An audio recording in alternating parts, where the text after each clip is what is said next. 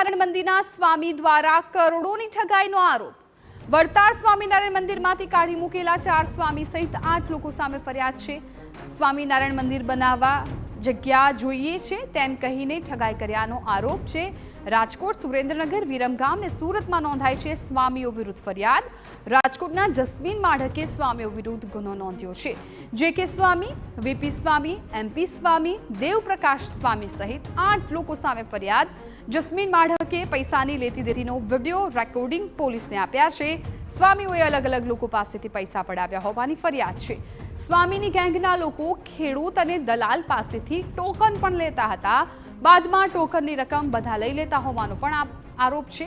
સુરતમાં 2, નડિયાદ, આણંદ, વિરમગામમાં 5 ગુનામાં સ્વામીઓ વોન્ટેડ છે।